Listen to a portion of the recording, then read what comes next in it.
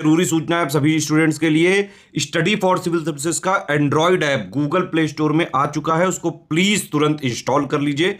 और अगर आप स्टडी फॉर सिविल सर्विसेज के सिर्फ ऐप से कोई भी कोर्स, कोई भी पीडीएफ परचेज करते हैं तो उसमें अप्लाई कूपन, अगर आप ज्ञान सर जो है आप उसमें अप्लाई करते हैं, ये कूपन कोड है, तो उसमें 20% फीस तुरंत माफ हो जाएगी। मतलब 20% डिस्काउंट तुरंत उसमें लग जाएगा। ज्ञान सर लिखना है, नॉर्मली ज्ञान सर स्मॉल लेटर में है सब कुछ, कोई स्पेस नहीं, कोई कॉलम नहीं, सिर्फ ज्ञान सर GYANSIR। इस तरह से अगर कूपन कोड लगाते हैं आप ऐप में बाई करने से पहले, जो अप्लाई कूपन वाले में आता है, तो 20% का डिस्काउंट तुरंत मिलेगा। वीडियो देखिए। नमस्कार दोस्तों, मिसलेनियस के एक और वीडियो में आप सभी का स्वागत है। ये है मिसलेनियस का चौथा वीडियो। अगर आपने इससे पहले के 3 वीडियो नहीं देखे तो प्लेलिस्ट बना दी है, प्लीज़ इसको फॉलो करिए। क्या फॉलो करना है, एक मिसलेनियस का मैंने टॉपिक वाइज जो है PYQ डाल दिया है, उसको देख डालो। प्लस मिसलेनियस के मोस्ट एक्सपेक्टेड क्वेश्चन करा रहा हूँ जिसमें सारी रिपोर्ट्स कवर है, इसको अच्छे से करिएगा। तो चलिए आज का वीडियो शुरू करते हैं। भारत वन स्थिति रिपोर्ट 2021 यानी Indian state of forest report 2021 पे बेस्ड सवाल है। कौन सा स्टेटमेंट सही है ये बताना है। कह रहा है भारत में कुल जो वन आवरण है और वृक्ष आवरण है, भारत के टोटल भौगोलिक क्षेत्रफल का 24.62% है। मतलब जितना भारत का एरिया है उसके 24.62% में फॉरेस्ट कवर और ट्री कवर है। ठीक है, क्या स्टेटमेंट सही है।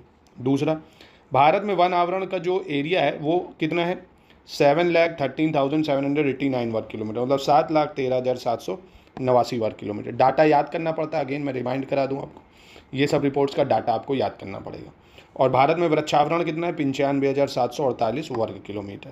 तो ये दोस्तों तीनों ही स्टेटमेंट अपनी जगह सही है और आपको ये तीनों का डाटा याद करना है, काफ़ी ज़्यादा महत्वपूर्ण है। 24.62, 7,13,789, 95,748। डायरेक्ट सवाल ऐसे ही पूछ लेता है, आप पिछले ईयर्स के पेपर्स में देख सकते हो कैसे डायरेक्ट ऐसे डाटा पूछे गए। तो तीनों स्टेटमेंट बिल्कुल सही हो जाएगी। 32, भारत वन स्थिति रिपोर्ट 2021 के संबंध में गलत विकल्प का चयन करना है। अब इसमें गलत कौन सा है, ठीक है।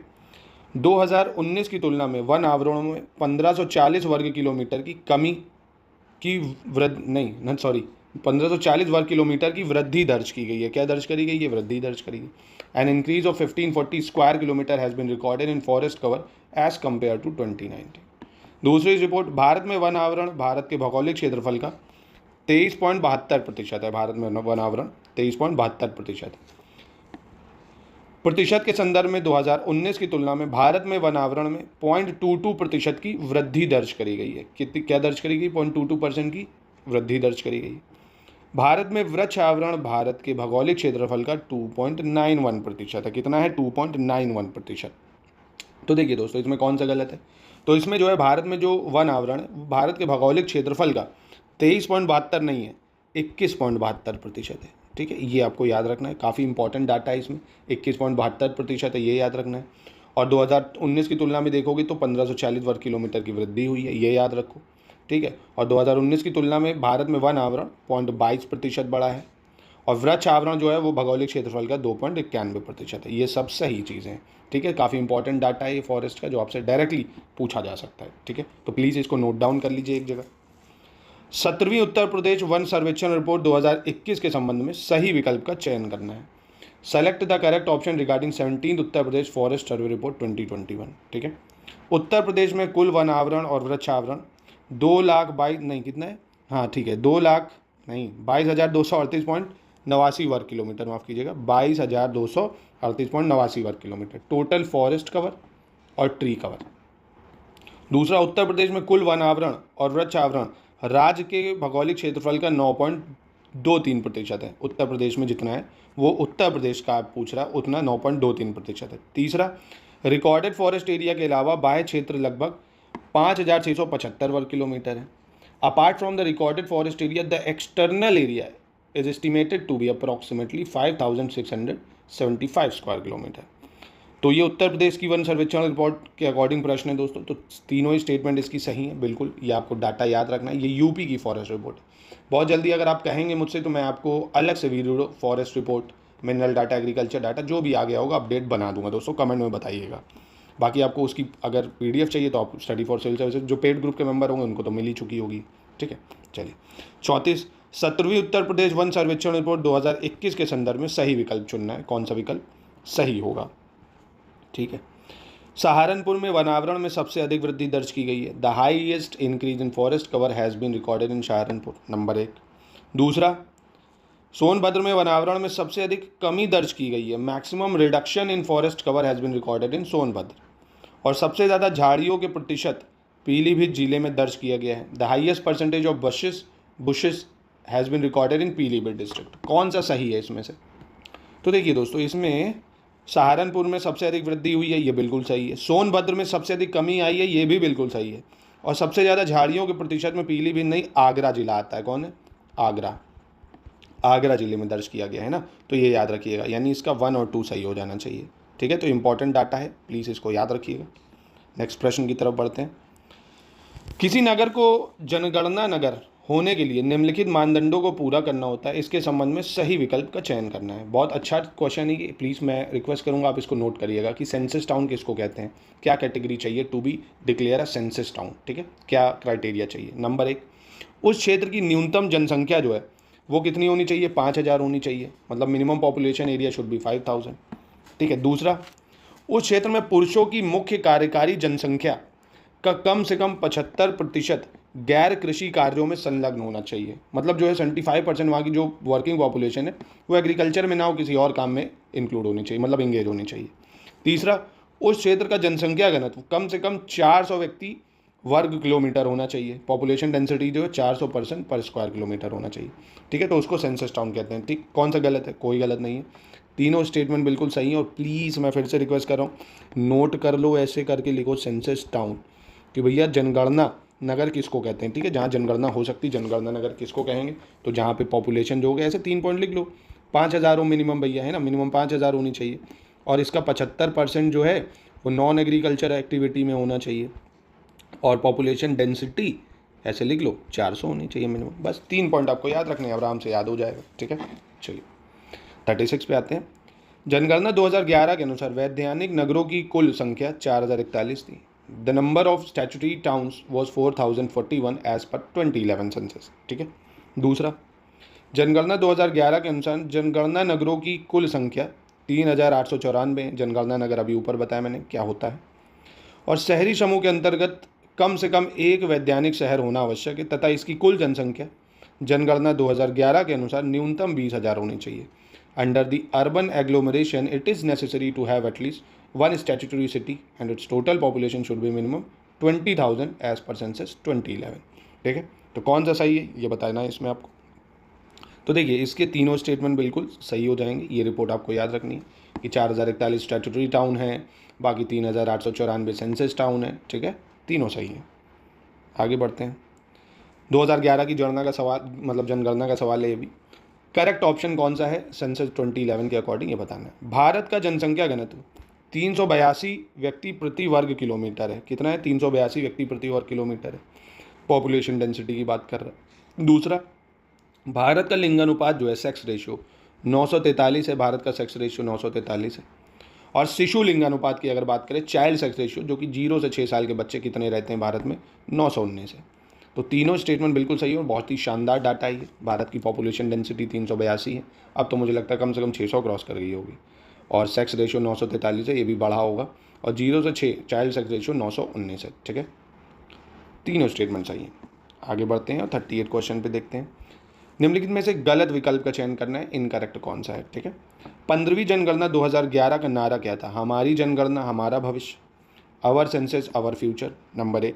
दूसरा, निरक्षरों की संख्या में सर्वाधिक कमी 1991 से 2001 के दशक में दर्ज की गई है। There was maximum reduction in the number of illiterates in 1991 to 2000। दूसरा, लिटरेसी रेट या साक्षरता दर measure on the total population age 7 years and above. मतलब साक्षरता दर किसे कहते हैं? साक्षरता दर होती है 7 वर्ष और उससे अधिक आयु की कुल जनसंख्या पर मापी जाती है। मतलब 7 साल के बच्चे कितने उसके ऊपर के पढ़ लिख लेते हैं, उसको बोलते हैं लिटरेसी रेट। तो तीनों ही बिल्कुल सही है दोस्तों, इसमें कोई गलत नहीं है। तो नन ऑफ दीज हो जाएगा ना, कोई गलत नहीं है। डाटा याद रखना, क्योंकि 2011 के बाद अभी सेंसस तो हुआ नहीं। तो our census is our future. और मैक्सिमम रिडक्शन 1991 2000 में। और लिटरेसी रेट 7 साल से ऊपर मापते हैं। पॉपुलेशन डेंसिटी याद रखना 382 है। सेक्स रेशियो जो है वो 943 है। ठीक है, और बच्चों का 915 है। सॉरी 915 कह रहा हूँ, 919 है। 919 ये चाइल्ड सेक्स रेशियो है। ठीक है, चलिए 39 पे आते हैं। निम्नलिखित कथनों पर विचार करना है, कौन सा कथन सही है ये बताना है।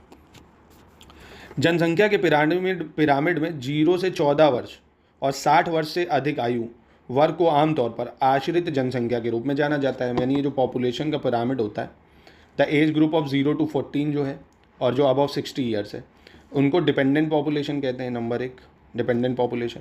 दूसरा, 15 से 59 वर्ष के भीतर के पुरुष और महिला को स्वतंत्र या सक्रिय जनसंख्या कहा जाता है, मतलब इंडिपेंडेंट या एक्टिव पॉपुलेशन कहते हैं।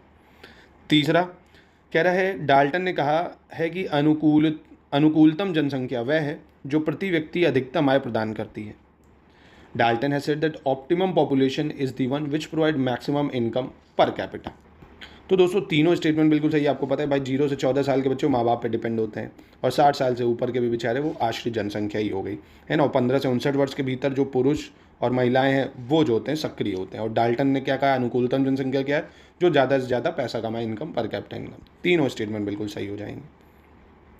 40 देख लेते हैं। 40 क्या कह रहा है, निम्नलिखित कथनों पर विचार करना है, सेलेक्ट द करेक्ट ऑप्शन।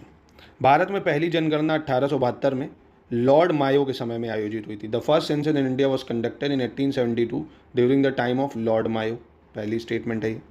दूसरा, नियमित जनगणना की शुरुआत 1881 में लॉर्ड रिपन के समय में हुई थी। Regular census was started in the year 1881 during the time of Lord Ripon. बहुत शानदार प्रश्न है दोस्तों ये। और भारत में जनगणना का संचालन भारत के रजिस्ट्रार जनरल और जनगणना आयुक्त द्वारा किया जाता है। The census in India is conducted by registrar general and census commissioner of India. चौथा, the last time caste based data was taken in the census conducted in India in the year 1941। भारत में आखिरी बार जाति आधारित data जो है साल 1941 में जनगणना में लिया गया था। ठीक है, कौन सा सही है बताइए। तो दोस्तों चारों ही स्टेटमेंट इसकी बिल्कुल सही है और काफ़ी ज़्यादा महत्वपूर्ण है। ये स्टेटमेंट आपसे डायरेक्टली सवाल कई बार ये पूछा जा चुका है कि पहली जनगणना कब हुई थी, 1872 में लॉर्ड मायो के समय में। याद रखना 1872 लॉर्ड मायो। पर जो रेगुलर सेंसस होना चालू हुआ 10-10 साल में, वो 1881 से हुआ लॉर्ड रिपन में, है ना। तो आपसे ही मैचिंग में पूछ सकता है। पहला सेंसस 1872 लॉर्ड मायो के शासनकाल में, पर जो नियमित रेगुलर सेंसस होना चालू हुआ लॉर्ड रिपन के शासनकाल में 1881 से। ठीक है, और जनगणना को संचालित कौन करता है, रजिस्ट्रार जनरल और सेंसस कमिश्नर। ठीक है, और कास्ट बेस्ड डाटा बहुत ज़्यादा न्यूज़ में है, क्योंकि देखा आपने बिहार में जाती आधारित जनगणना हुई, तो ये पहली बार जो हुई थी भारत में 1941 में हुई थी कास्ट बेस्ड डाटा। ये मैं इसको 5 स्टार दूंगा, ये जरूर पूछा जा सकता है इस बार, तो इस पर थोड़ा फोकस करिएगा। ठीक है, मोस्ट इंपॉर्टेंट है ये। तो ये था दोस्तों आज का लेक्चर। आशा करता हूँ आप इस डाटे को नोट करते रहेंगे, है ना, एक कॉपी में अच्छे से, और नियमित रूप से इसकी प्रैक्टिस करेंगे, ताकि हर तरह से इस बार कोई भी चांस ना हो कि आप पेपर खराब हो आपका। दोस्तों अधिकारी, समीक्षा अधिकारी या आर ओ आप जिसकी भी तैयारी कर रहे हैं, प्लीज़ अच्छे से करिए, अच्छे से मेहनत करिए। अब समय देख रहे हैं काफ़ी ज़्यादा क्रूशियल होता जा रहा है हर चीज़, कंपटीशन इतना है, महंगाई देख रहे हो कितनी बढ़ती जा रही है, आदमी चारों तरफ से टेक्नोलॉजी से घिर गया, इतने खर्चे हैं, गाड़ी, वाईफाई, फ़ोन, रिचार्ज, है ना, लैविश खर्चे होते जा रहे हैं, तो बहुत ज़्यादा आदमी धंसता चला जाएगा। इसलिए पैसा कमाना बहुत ज़्यादा ज़रूरी हो जाएगा आने वाले समय में। तो प्लीज़ इंस्टाग्राम अगर बहुत ज़्यादा यूज़ करते हैं, एक रिकमेंडेशन मैं आपको देना चाहता हूँ, एक एडवाइस है बस, आप लेना चाहो या नहीं, इंस्टाग्राम को प्लीज़ मत यूज़ करिए। आप जब तक आपका पेपर न हो जाए, अक्टूबर में अगर पीसीएस है और दिसंबर में आ रहे हो, प्लीज़ इंस्टाग्राम को अभी डीएक्टिवेट कर दीजिए, उसका कोई काम नहीं।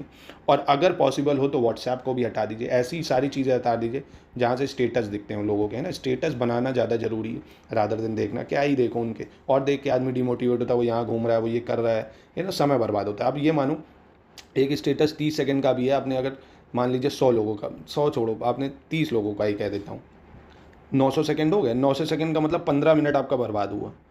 और ऐसे 10 भी स्टेटस देख डाले, आपके 150 मिनट बर्बाद हो गए, है ना। तो कोई मतलब नहीं है इससे, आप उसको पढ़ाई करिए। 1-2 घंटा सिर्फ फैक्ट को दीजिए कि फैक्ट रिवीजन करना है 1-2 घंटे का, जैसे पॉलिटी के आर्टिकल, अमेंडमेंट, जो बॉक्सेस होते हैं पॉलिटी के, वो ठीक है, किस देश से क्या लिया है, ऐसे ही साइंस में जो फैक्ट हैं वो लर्न करिए। ये जो डाटा होता है वेरियस रिपोर्ट्स का, उसके फैक्ट लर्न करिए, यूपी के सेंसस, इंडिया सेंसस, तो ये सब करिए। सब हटाइए, व्हाट्सअप कोई मतलब नहीं है, कॉल कर लीजिए किसी को करना है, टेलीग्राम यूज़ करिए, ज़्यादा बेहतर है। ठीक है, तो समझ में आए तो देखिए, बाकी अपना ये लेक्चर कंटिन्यू चलता रहेगा। कंप्लीट प्रिपरेशन के लिए आप हमारे ग्रुप्स को ज्वाइन करके अच्छी तैयारी